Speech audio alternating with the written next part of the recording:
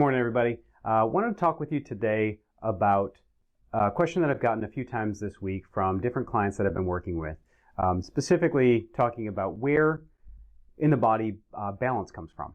Yeah, so what governs balance and why we might do a particular exercise or activity to improve somebody's balance.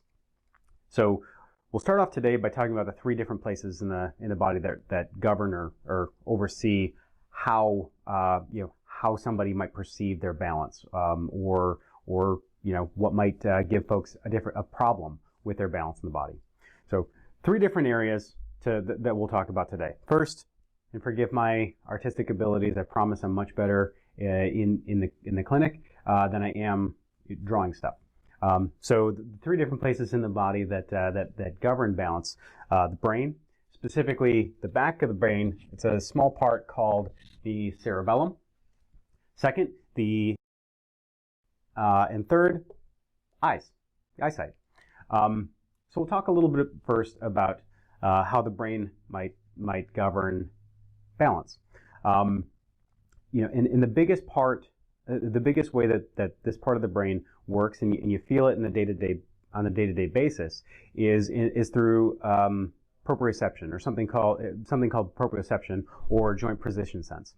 So this is really most notable, for instance, when you're walking barefoot on grass, or in shoes, I suppose, on grass, or any surface. What joint position sense is going to do is going to tell your brain exactly where each different part of your body is in space, and permit your body to adjust for it. So you're walking on grass, you step in a hole, all of a sudden things buckle. You're able to adjust your balance so that you don't actually fall over. And the other component that we'll talk about is the inner ear, specifically the inner ear. So not the hearing part, but the internal components of your ear. There are a series of canals that are positioned in a couple of all three different dimensions.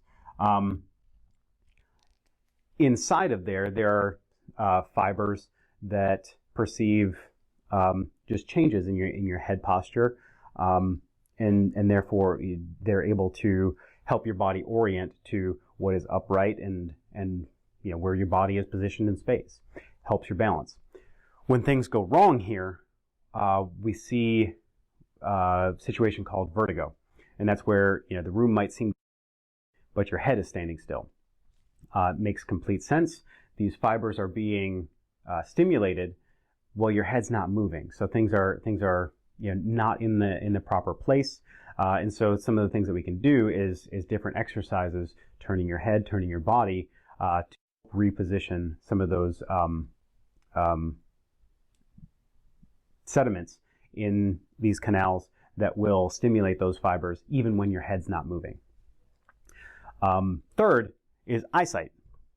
Often overlooked. Pardon the pun, wasn't intentional. But often overlooked, but really a critical component. You can see how much you might be depending on your eyesight for your balance by standing at a counter, holding on if you need to, but then closing your eyes. How well do you do maintaining your balance? Do you feel like you're starting to sway just a little bit more? This is something that we see quite a bit, and what it indicates is that there's a lack of balance between the parts of the body that are actually governing the balance. So your eyesight really can often take over for where some of the joint position sense really might be lacking. Often that is something that we end up training and working with individuals on, is improving that joint position sense or proprioception, and reducing dependence on eyesight. So these are the three different places in the body that govern balance. Hope you found this video helpful. Let me know in the comments below if you have any more questions. I'd love to be able to address any of the questions that you have. Thank you so much.